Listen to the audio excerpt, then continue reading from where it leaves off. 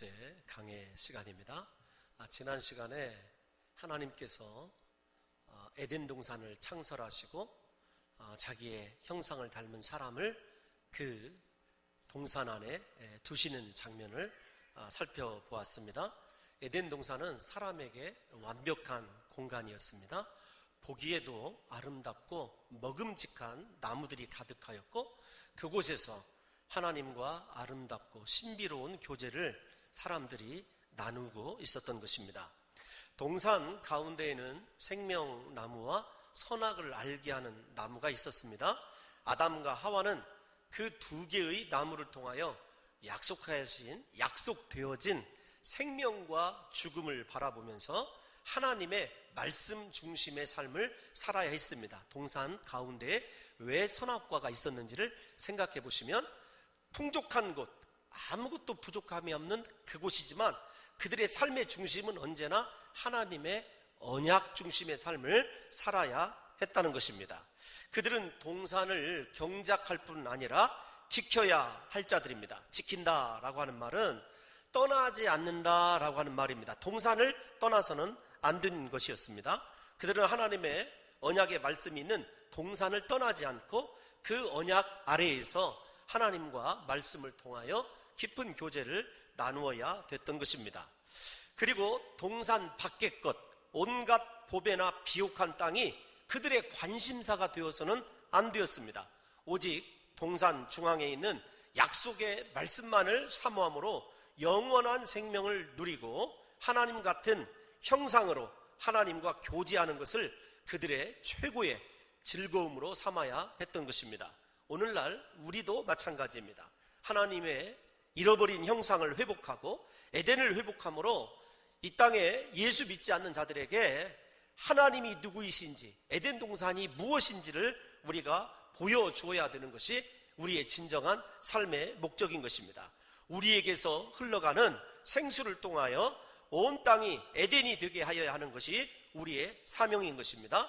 하나님이 에덴 동산 안에 금, 호마노, 베델리엄 같은 온갖 진귀한 보석, 나중에 그게 천국의 모습이기도 하지만 그 보석들을 에덴 동산 안에 두시지 아니하고 에덴 동산 바깥에 두신 것을 생각해 보십시오. 인생의 만족은 하나님의 말씀에 있습니다. 하나님과의 교제에 있는 것, 그게 아담의 본질적인 삶의 목적이거든요. 그렇다고 한다면 우리도 마찬가지입니다. 예를 들어 설명을 해드리면, 아브라함에게 너는 복이다 이렇게 선언을 했을 때 아브라함을 통하여 온 세상 사람들이 구원을 받게 되고 온 열방이 하늘의 축복을 겸하여 누리게 되는 거거든요. 그렇기 때문에 복인 아브라함이 자기 자신을 통하여 이루어질 복을, 세상의 금과 은을 추구해서는 안 되는 것입니다. 왜냐하면 내가 복이기 때문에. 아브라함이 복인 이유가 무엇이죠? 그에게 하나님의 말씀이 있었기 때문에, 하나님의 말씀이 주어졌기 때문에 아브라함은 복 있는 인생이 된 것이고 복 자체가 된 것입니다. 그렇기 때문에 아담과 하와뿐만 아니라 우리 사랑하는 성도 여러분들과 저의 삶의 진정한 즐거움, 목적은 어디에 있냐면 하나님의 말씀을 통하여 하나님과 교제하는 것, 그것을 통해서 우리가 복으로 인정을 받게 되면 우리에게서 또는 우리 교회에게서 흘러가는 생수의 강 때문에 온 세상이 복을 받게 되고 그들이 하나님이 주시는 자연적인 일반 은혜와 축복을 혜택으로 누리며 살게 되는 것입니다. 우리가 그러므로 추구해야 될 것, 붙잡아야 될 것, 하나님의 말씀이고 하나님의 능력이고 하나님과의 언약임을 깨달아야 되지, 세상에 믿지 않는 자들처럼 동산 밖에 있는 금과 보석과 세상에 사람들이 좋아하는 것들을 쫓아가서는 안 되는 것, 세상과 분리되어 거룩을 나타내는 것. 세상과 분리되란 말이 그들과 떨어져서 살아라 그 말이 아니라 세상 사람들과 다른 삶의 방식을 추구해야 되죠. 세상 사람들은 은과 금을 추구하지만 우리는 나사렛 예수 그리스도의 이름의 능력을 추구함으로 살아계신 하나님을 모든 자들에게 보여주어야 되는 것이 아담 때부터 우리에게 내려온 여러분 사명이라는 것입니다. 그래서 제가 지난 시간에 어느 신학자의 말씀을 빌어서 이렇게 선악과와 선악을 알게 하는 나무와 생명나무를 설명해 드렸습니다. 하나님의 성품입니다. 하나님의 사랑 때문에 본질적으로 흙인 인간이 영원한 생명을 누릴 수 있게 된 것 아니겠습니까? 그래서 생명나무는 하나님의 사랑을 상징한다, 이렇게 보는 견해도 있고요. 선악을 알게 하는 나무는 심판, 죽음을 내리실 수 있는 전능하신 하나님의 공의를 뜻한다, 이렇게 말씀을 드렸습니다. 여러분, 절대 진리는 아닐지 몰라도 나름대로 일리가 있는 말입니다. 부디 우리 사랑하는 성도 여러분들과 제게는 하나님의 사랑과 공의가 충만해서 사랑의 하나님 붙들고 그분의 사랑으로 구원받은 은혜 때문에 날마다 주님을 사랑하며 살았으면 좋겠고요. 또 하나님의 심판과 징계가 있다는 사실을 깨달아서 우리가 그 은혜의 삶에 합당하게 좀 말씀을 준행하면서 지키면서 언약 아래서 살아갈 수 있는 그런 백성이 된다고 한다면 우리 심령 속에도 하나님의 생명나무와 선악을 알게 하는 나무가 사랑과 공의로 자리를 잡게 될 것이고, 우리가 어떤 경우에라도 예수 그리스도의 사랑 때문에 회복의 은혜를 누리게 될 것이고, 또 회복의 은혜를 누리는 자들마다 말씀을 지켜 행함으로 공의의 하나님이 분명히 살아계신 하나님이고 우리가 그 하나님의 심판대에 언젠가는 서야 된다고 하는 사실을 깨닫게 되는 그런 또 놀라운 은혜가 겸하여 있게 될 줄로 믿습니다. 부디 하나님의 은혜, 하나님의 말씀을 지켜 행함, 이 사랑과 행함이 좀 우리 사랑하는 성도 여러분들과 제게 잘 갖춰져 있어서 우리를 통하여 에덴 동산이 회복되는 역사가 있으시기를 예수님의 이름으로 축원합니다. 여러분, 이런 대표적인 삶을 사는 사람이 있습니다. 생명나무를 바라보며 하나님의 은혜와 또 하나님의 이 심판을 알게 하는 나무를 통해서 공의대로 동행한 사람이 있습니다. 에녹 아닙니까? 에녹은 하나님의 그 언약이 유효함을 입증한 사람이에요. 하나님과 동행함으로 말미암아 어떻게 되었죠? 죽음을 보지 않고 하나님 나라로 옮겨간 것을 우리가 잘 알고 있습니다. 엘리야 선지자도 그런 경우인데요, 하나님의 이렇게 약속은 분명히 영원합니다. 우리 사랑하는 성도 여러분들과 제가 이제부터 하나님의 말씀 안에 있는 그 언약의 능력을 힘입어서 날마다 주와 동행하되 우리의 삶 속에서 예수 그리스도의 모습이 하나님의 형상이 나타날 수 있도록 말씀대로 신앙생활 하시는 저와 여러분들이 되시기를 다시 한번 우리 주님의 이름으로 축복합니다. 여러분, 이제 이런 관점에서 하나님이 에덴 동산에 사람을 두시고 얼마 동안인지는 모르지만 아담으로 하여금 에덴 동산을 경작하고 지키게 하셨습니다. 그런데 오늘 2장 18절에 보게 되면 하나님이 그 준비된 이 남자인 이 아담을 위하여 여자 하와를 이렇게 창조하셔서 이끌어 오시는 장면이 기록이 되어 있습니다. 제가 가만히 헤아려 봤더니 이 본문으로 설교를 약 30번 정도 했더라고요. 그러니까 약 30명 정도의 주례를 이 본문으로 계속 고정적으로 사용한 본문이어서 이 설교가 좀 익숙하신 성도님들도 계실 수 있습니다. 그런데 그 익숙함의 편견을 좀 깨버리고 말씀으로 좀 같이 들어갔으면 좋겠어요.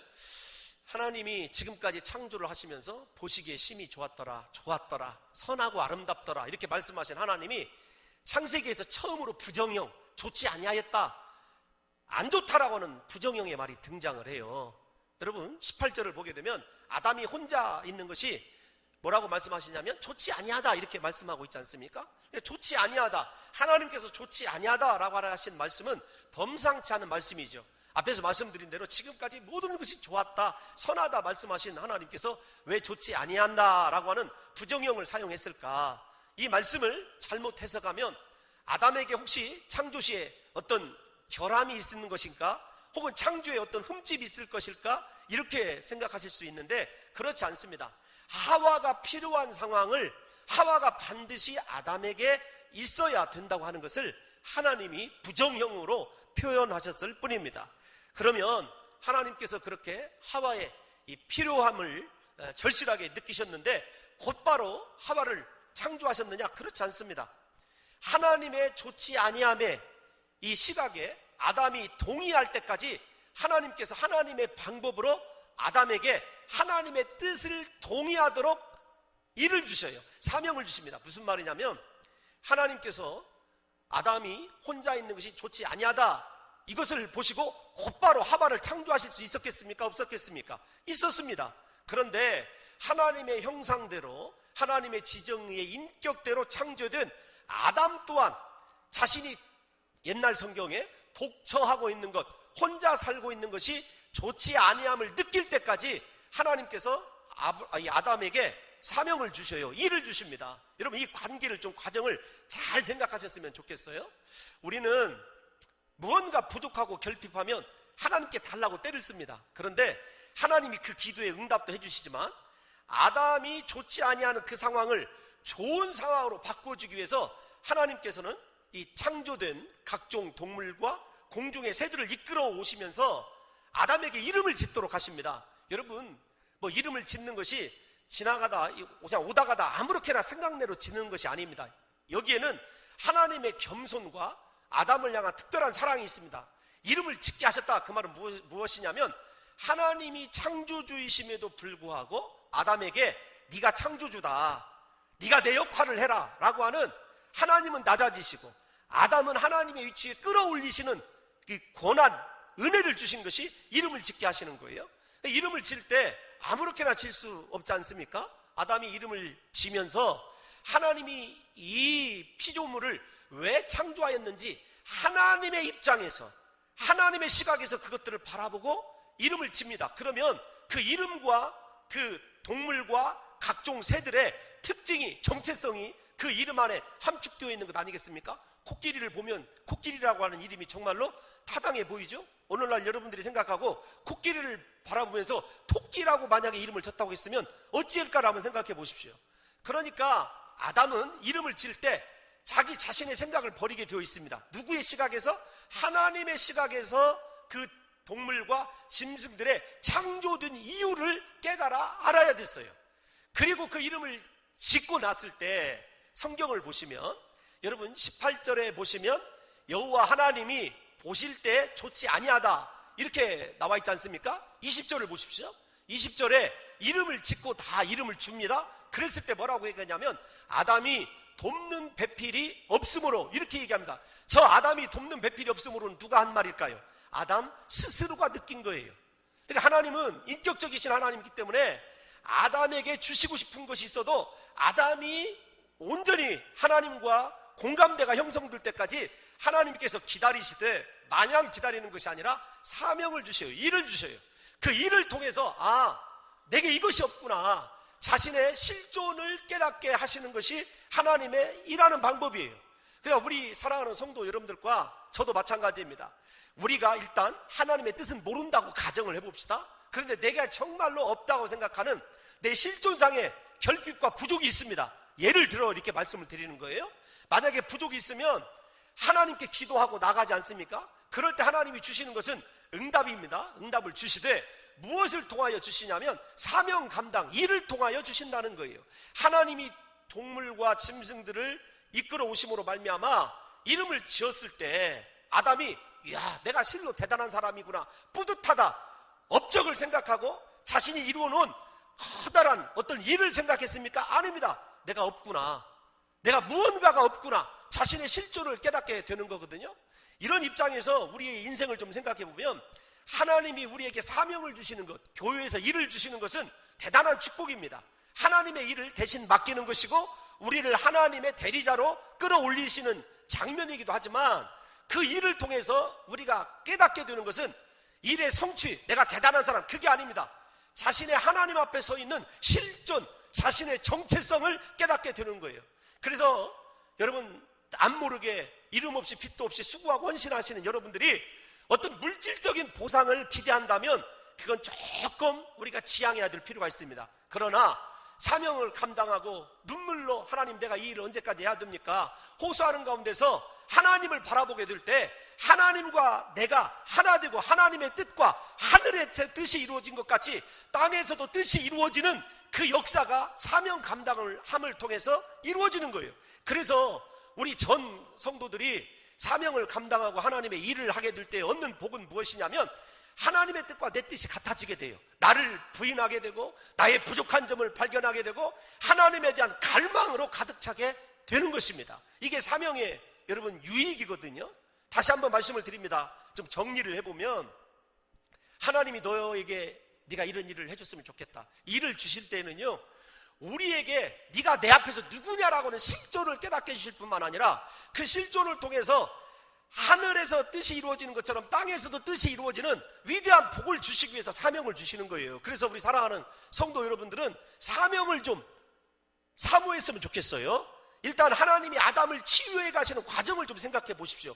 무턱대고 그냥 바꿔준 것이 아닙니다. 그러니까 이를 통하여 우리의 실존을 발견하게 되는데, 이것이 여러분들에게 좀 어려운 것 같아서 다른 예를 들어드리면 이렇게 얘기할 수 있습니다. 누가복음 5장 1절에서 11절을 보게 되면 베드로와 예수 그리스도의 첫 만남이 기록되어 있습니다. 밤새도록 그물을 내리고 수고한 베드로가 빈 배로 항구로 돌아오게 되었습니다. 베드로의 인생은 빈배 같은 인생 아닙니까? 그런데 그물을 싣고 있는데 어느 날 랍비 한 사람이 와서 자신의 배를 빌려서 말씀을 전합니다. 말씀을 들어보니까 귀가 굉장히 솔깃하죠. 그런데 말씀을 끝낸 후 베드로에게 주님이 명령을 하십니다. 베드로야, 깊은 데로 가서 그물을 내려라. 자신의 상식과 맞지 않는 얘기거든요. 갈릴리 바다 형편에 맞지 않아요. 그럼에도 불구하고 그 명령, 하나님이 주신 그 일에 순종을 합니다. 그랬을 때 자신의 배는 물론이고 친구의 배까지 가득 차고 넘치는 복을 받게 돼요. 그런데 여러분 주의해야 될 게 있어요. 무엇이냐면 베드로가 내가 엄청난, 오늘날 세속의 말로 하면 대박, 이게 아닙니다. 축복의 눈이 가는 것이 아니에요. 자신이 이루어놓은 말씀의 순종을 통해서 이루어놓은 받게 된, 누리게 될 물질적인 것에 관심이 가 있는 것이 아니라 주님에게로 관심이 갑니다. 주여, 나를 떠나소서. 나는 죄인이로소이다. 이게 베드로의 고백이거든요. 여러분, 진실로 하나님을 만나고 사명을 감당하는 사람은요, 예수 앞에 내가 누구인가, 하나님 앞에 내가 누구인가라고 하는 자기 실존을 깨닫게 되어 있어요. 그리고 그 실존 때문에 하나님 앞에 엎드려 하나님에 대한 갈망으로 가득 차게 돼서 세상 것이 아닌, 자기가 이루는 업적이나 축복이나 그런 것이 아닌 예수로만 채움받게 될 자신의 심령을 깨닫게 되고, 그 예수님으로 여러분 자신의 빈 심령을 채우고 싶은 열정에 사로잡히는 것이 하나님의 사람들의 일반적인 특징입니다. 여러분, 베드로만 그런 줄 아십니까? 사도 바울을 보시기 바랍니다. 예수 그리스도를 만났습니다. 복음을 전파하기 위해서 온갖 고난을 다 겪었습니다. 고생이란 고생은 다 했고 그가 위대하고 엄청난 일을 이루었습니다. 그런데 날이 갈수록, 시간이 갈수록 바울 사도가 고백하는 것은 내가 이만한 업적을 이룬 사람입니다. 내가 이렇게 경험을 했습니다. 그것이 아닙니다. 나는 죄인 중에 괴수입니다. 자신의 부족, 없는 것, 자신의 정체성만 깨닫게 된 것이 사도 바울의 삶 아닙니까? 여러분, 오늘 아담에게 하나님께서 괜히 동물을 이끌어 오시면서, 새를 이끌어 오시면서 이름을 짓게 하시는 사명을 주신 것이 아니에요. 나중에 가면 그 사명의 유익이 한 가지 더 나옵니다. 저는 우리 사랑하는 성도 여러분들과 제가 창세기를 공부하면서 내가 예수님 앞에서 누구냐, 하나님 앞에서 내 실존을 좀 깨달았으면 좋겠고, 그 실존은요, 사명 없이, 일 없이는 깨달을 수가 없는 거예요. 하나님이 나에게 어떤 일을 주시든지 무슨 일을 통해서든지 내 모습을 깨닫고 하나님을 향한 열정적인 갈망에 사로잡히면 그 사람은 제대로 사명 감당한 사람입니다. 그런데 사명을 감당하면서도 잘 돼서 업적에 취하거나 혹은 잘못돼서 이것이 부족하고 이것이 이렇게 됐으니 원망과 불평에 사로잡힌다고 한다면요, 그 사람은 하나님 앞에서 사명을 감당한 사람이 아니라는 것이죠. 이런 관점에서 사랑하는 성도 여러분들과 제가 이 창세기를 접근해 가면 하나님이 얼마나 인격적이신 하나님인가, 그리고 하나님을 갈망하는 자들이, 하나님을 목마르하는 자들이, 예수님을 우리의 심정 속에 채우고 싶어하는 자들이 어떤 위대한 삶을 살게 되는지를 깨달아 알 수 있게 된다는 거죠. 여러분, 이제 하나님이, 아담이 동의를 하셨습니다. 내게 돕는 배필이 없구나. 그럴 때 이 돕는 배필이란 말은 히브리어로 에제르라고 하는 말입니다. 어떤 뜻이냐면 약한 부분을 채워서 완전한 존재로 만드는 협력자, 그런 뜻을 가지고 있어요. 약한 부분을 채워서 완전한 존재로 만드는 협력자, 이렇게 얘기했을 때 다시 말씀드립니다만은 아담에게 어떤 신체적인, 인격적인, 영적인 부족함이 있었다는 뜻이 아닙니다. 왜인지를 좀 여러분들에게 설명을 해드리려고 합니다. 창세기 1장 26절에서 28절을 좀 우리가 눈여겨보셔야 됩니다. 일단 26절을 좀 한번 읽어볼까요? 어떤 단어가 등장하는지. 시작. 하나님이 이르시되 우리의 형상을 따라 우리의 모양대로 우리가 됐습니다. 여기까지만 읽어봅시다. 하나님이 아담을 창조하실 때 내가 아니었어요. 우리였습니다. 아담은 지금 나입니다. 우리가 아니에요. 우리는 복수 아닙니까? 하나님께서 사람을 지으실 때 가장 중요하게 관심을 두신 것은 우리라고 하는 하나님의 형상대로 창조된 거예요.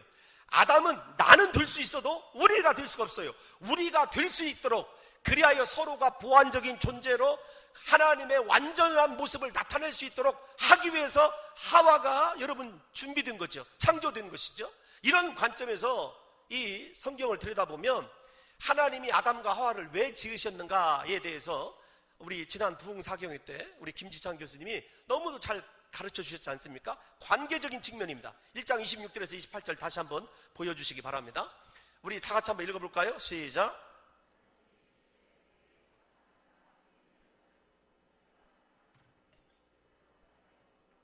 하늘의 새와 가축과 온 땅과, 여기까지요. 다스리게 하자. 이것을 무슨 관계로 설명을 하셨냐면 자연과의 관계, 이렇게 설명을 하셨어요. 자연과의 관계입니다. 여러분, 제가 또 다른 것을 설명하기 위해서 말씀을 드립니다. 다스리게 하자, 이 말을 좀 기억해 두십시오. 27절로 가봅니다. 시작. 하나님이 자기 형상, 곧 하나님의 형상대로 사람을 창조하실 때 남자와 여자, 사람과의 관계입니다. 남자와 여자, 복수예요, 우리예요, 사람과의 관계예요. 여러분, 그 사람과의 관계를 잘 기억해 두시기 바랍니다. 28절로 갑니다. 시작.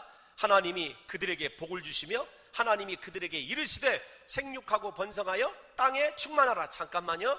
하나님이 복을 주셨습니다. 땅을 충만하게 하라는 거예요. 그리고 다스리라는 겁니다. 결론은 끝까지 한번 읽어봅시다. 땅을 정복하라. 시작. 바다의 물고기와 하늘의 새와 땅에 움직이는 모든 생물을 다스리라 하시니라. 아멘. 여러분, 우리 그 교수님께서 아주 정말로 우리에게 귀한 말씀을 증거해 주셨어요. 저는 저 본문을 제가 인간의 타락 때 좀 인용을 하고 싶었었는데, 어떤 거냐면 자연과의 관계, 사람과의 관계, 세 번째는 하나님과의 관계입니다. 인간은 관계 속에서, 하나님과의 관계, 사람과의 관계 속에서 하나님의 형상을 발휘하고 하나님의 형상을 나타낼 수밖에 없어요. 그런데 여러분, 우리 돕는 배필의 입장에서 보면 돕는 배필은 관계적인 용어이기보다는 다르게 보수적인, 아주 옛날에 분들이 은혜롭게 해놨더라고요. 어떤 것이 맞고 틀리다 얘기를 하려고 하는 것이 아닙니다. 관계도 맞습니다. 그런데 옛날 보수적인 성경에 보면 이렇게 되어 있어요. 어떻게 되냐면, 성경 해석에 의하면 여러분, 아담에게 하와를 주신 것은 이 직임에 관한 문제예요. 아담이 다스린다라고 하는 것은 예수 그리스도의 삼중직 아시죠? 왕권입니다. 왕적인 임무, 직임 때문에 주신 거고, 사람과의 관계는 사람과의 관계를 위해서 하나님께서 선악과 생명나무 언약 말씀을 주셨습니다. 말씀으로 서로를 권면하고 가르치는 선지자적인 의무를 주셨어요. 그러니까 선지자의 출발은 가정입니다. 세 번째, 네가 복을 받아서 땅을 충만하게 하라. 그것은 무엇으로 보냐면 제사장적인 직임으로 봅니다. 근데 이 아담에게 주어진 이 세 가지의 직임이 관계적인 측면이 됐던 직임적인 측면이 됐던 범죄함으로 잃어버려요. 우리를 잃어버리게 된 것 아니겠습니까? 그러면 여러분들이 한번 잘 생각해 보십시오. 그 첫 번째 아담이 실패한 왕으로서의 직임, 선지자로서의 직임, 제사장으로서의 직임을 회복하신 분이 누구십니까? 예수 그리스도 아니십니까? 그분이 말씀을 가르치심으로 십자가상에서 단번에 제사를 드리심으로 그가 만왕의 왕으로 이 땅에 오심으로 말미암아 그 세 가지 잃어버린, 아담이 타락함으로 잃어버린 직임을 다 회복하셔요.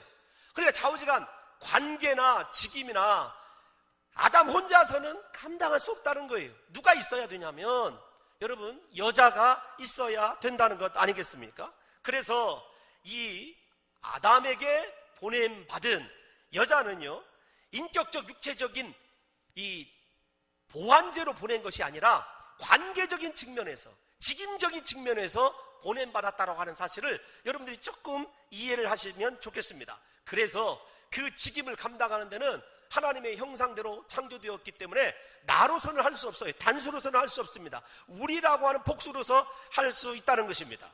여러분, 아무튼 하나님의 형상대로 창조된 사람에게 가장 중요한 우리를 통하여 완벽한 관계가 이루어지게 될 때 하나님의 대리인으로서 완전하게 직임도 감당할 수 있는 거죠. 그러니까 이 두 가지를 합하면 이렇게 얘기할 수 있습니다.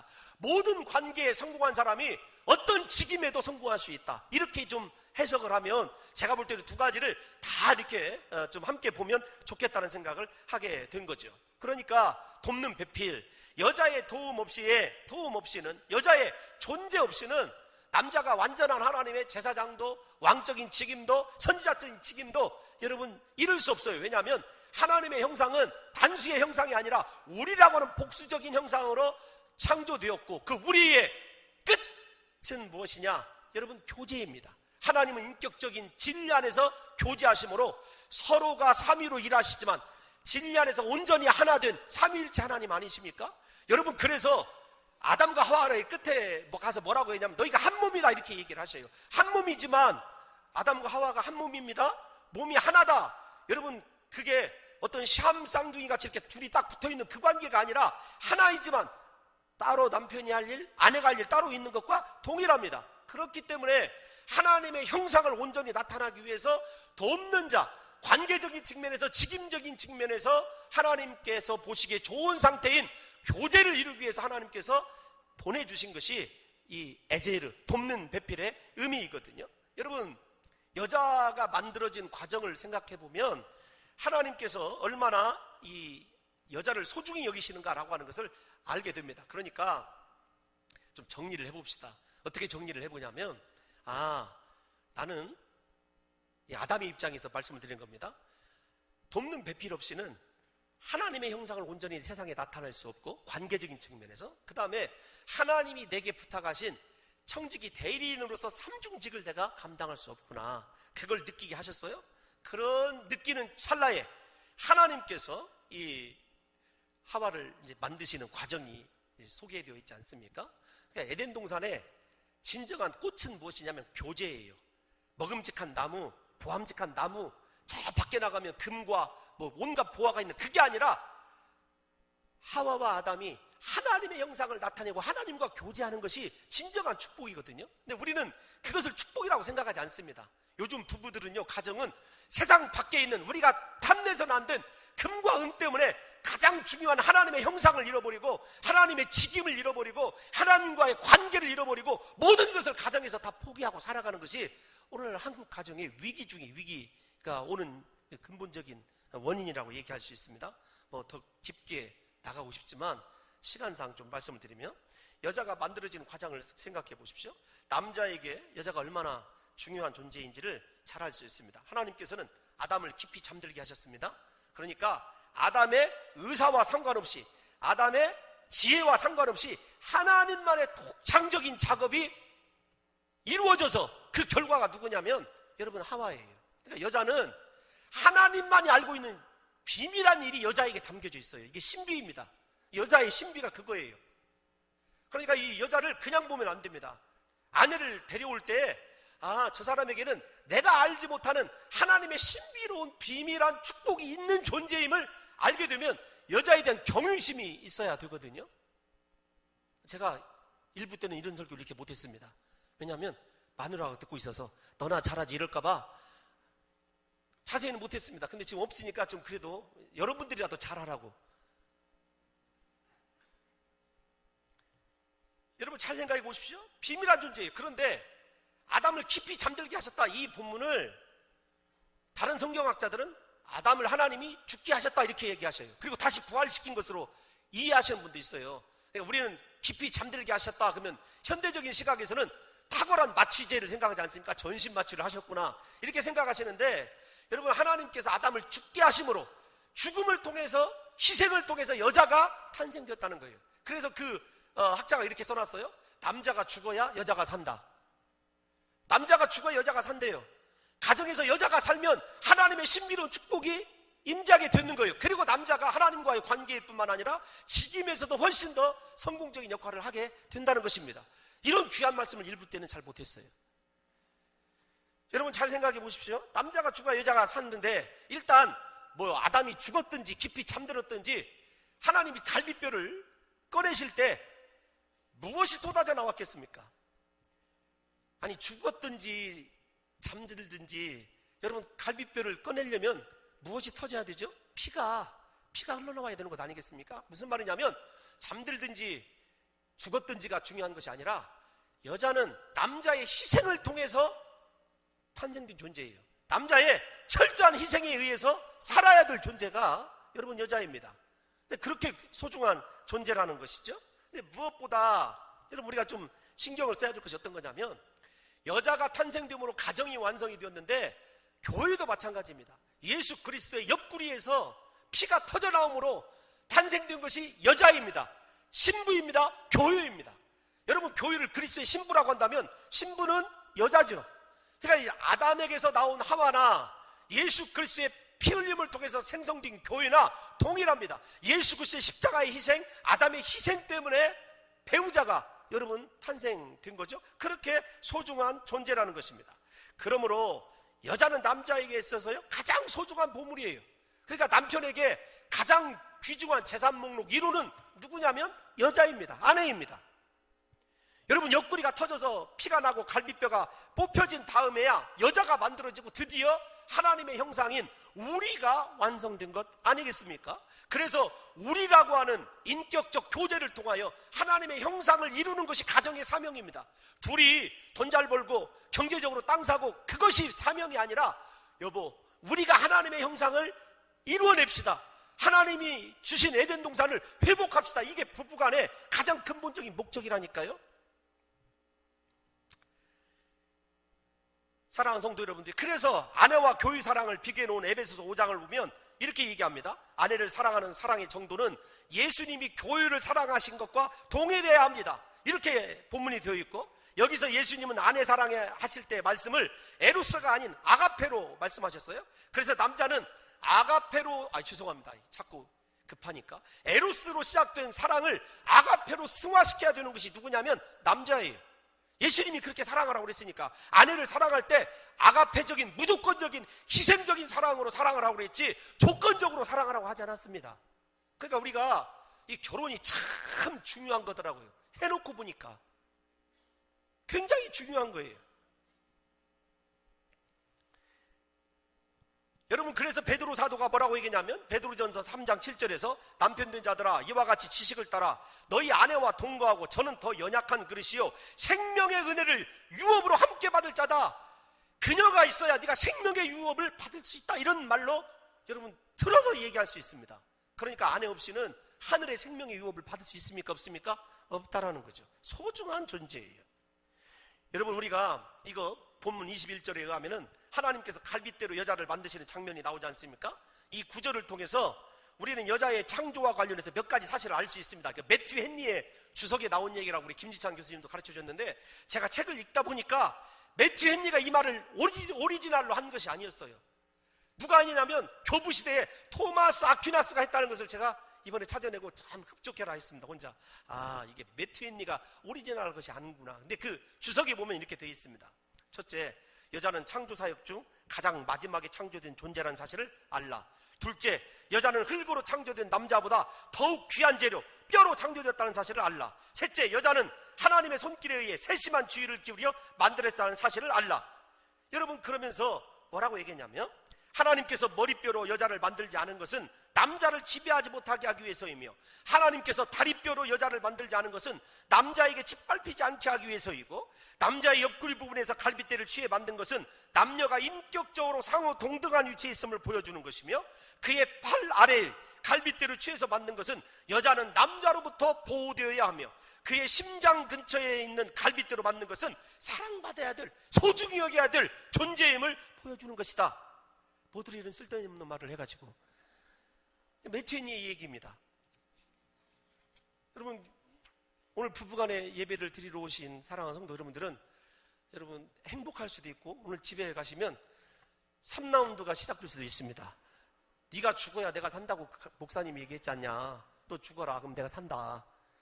나는 이런 존재다 얘기할 것 아니겠습니까? 이거 설교를 준비하면서 제가 시간상 여러분들에게 좀 다 모든 걸 얘기하지는 못하지만 가장 웃기는 이야기가 하나 있어요. 아담과 하와가 행복하게 살 동안 아담이 좀 동물을 돌보느라 좀 바빴습니다. 하와가 놀아주지 않으니까 아담이 이렇게 자고 있는데 하와의 손가락이 자꾸 와가지고 이렇게 막 갈비뼈를 이렇게 계속 만져쌌는 거예요. 이해가 잘 안 가시죠? 하와가 확인한 거예요. 갈비뼈 또 하나 없어졌지 않았나. 하나님이 다른 여자 만들어가지고 여기까지 다 해야 이렇게 좀 이해가 되시면 제가 좀 쑥스럽죠. 그래도 그런 기술이라도 있었으면 좋겠죠. 남자들 날마다 하나 갈비뼈가 없더라도 새로운 여자가 하나씩 만들어진다는데 얼마든지 좀 그럴 수 있을 것 같아요. 좌우지간 하나님이 갈비뼈로 하와를 만드실 때 아담이 준비되고 훈련되었을 때 만드셨어요. 혼자 살았지 않습니까? 혼자 충분히 에덴 동산을 경작하고 지킬 수 있는 능력이 되었을 때 하와를 이끌어 오셨습니다. 사랑하는 청년들이요, 여러분들이 능력적으로 준비되었을 때 하나님이 아름다운 배필을 보내주는 거지. 그러니까 남자가 정말 할 일이 많더라고요. 어떻게 보면 이 성경을 보면 남자가 좀 불쌍해요. 잘 훈련되고 준비되어서 우리라고 하는 제사장 직분까지 감당할 수 있게 되었을 때 하나님이 하와를 주신 것입니다. 그랬을 때 하와를 이렇게 이끌어 오실 때 하나님이 이렇게 아버지가 딸의 손을 잡고 결혼식장에 들어가는 것처럼 하와의 손을 잡고 이렇게 아담에게로 이끌어 오시는 장면을 생각해 보십시오. 그랬을 때 아담이 뭐라고 하냐면, 이는 내 뼈 중에 뼈요, 살 중에 살이라. 영국의 세익스피어가 이 성경 말씀을 갖고 이렇게 얘기했습니다. 지금까지는 물론이고 앞으로도 마찬가지이다. 이보다 더 아름다운 사랑 고백은 존재하지 않을 것이다. 뭐들은 정말로 이런 쓸데없는 얘기들을 계속 하는지 모르겠습니다만은, 내 뼈 중에 뼈요, 살 중에 살이라, 이 말을 한마디로 요약해드리면 내 생명보다 나은 존재다, 그런 뜻이에요. 그러니까 내 존재보다도 당신 존재가 훨씬 더 낫습니다. 이게 여러분 아담의 사랑 고백이거든요. 하나님으로부터 자신의 생명보다 더 아름다운 생명을 허락받은 남자는 그 보답으로 선물을 하게 되죠. 사랑 고백뿐만 아니라 선물을 하게 되는데, 여러분 결혼 예물이라고 이렇게 얘기를 합니다. 결혼 예물로 무엇을 주냐면 이름을 줘요. 여자라고 하는 이름을 부르지 않습니까? 아까 제가 앞에서 이름을 준 사역을 얘기할 때 한 가지가 남아있다 얘기했습니다. 하나님이 수만 가지의 동물과 새들의 이름을 짓게 하고 훈련시킨 이유가 무엇 때문에 그러냐면, 하와를 데려왔을 때 하와라고 하는 정체성에 맞는, 그리고 그 이름이 가져다줄 미래적인 축복 때문에 그에게 그토록 연습을 시킨 거예요. 그러면 하나님이 우리에게 사명을 주실 때 나 실존만, 정체성만 깨닫게 하시느냐? 그게 아니에요. 내가 정말로 이 땅에 함께 하나님의 형상을 이루어갈 가장 고귀한 존재와 누리게 될 축복을 예비하는 것이 사명 감당이에요. 자, 이 사명은 정말로 내 미래에 관한 하나님의 축복과 연결되어 있다는 것을 이 성경을 보게 되면 알 수 있습니다. 그런데 참 아담이 재밌어요. 수만 번의 이 연습을 통해서 남자라고 이름을 졌는데, 여자라고 이름을 졌는데, 남자는 히브리어로 이쉐입니다. 쇠예요. 이쇠. 제가 여러분 감기에 걸려서 여러분 목소리 듣기 얼마나 거북하신지 평소에도 듣기 힘드신데 잘하고 있습니다. 그래도 발음을 한번 해볼게요.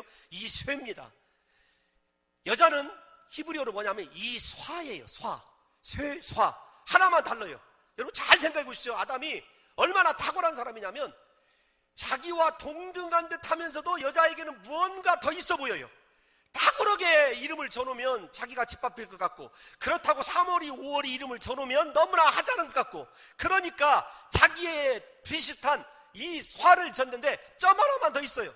그 점 하나만 더 있어도 여자는 행복해라 합니다.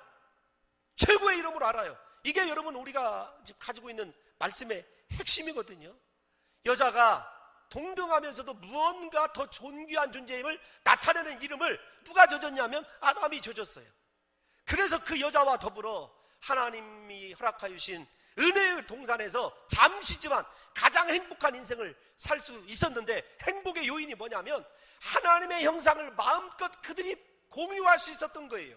지금까지는 모든 것이 육체적인 행복이었다면 이제 아내를 통해서 영적인 행복을 그들이 누릴 수 있게 된 것입니다.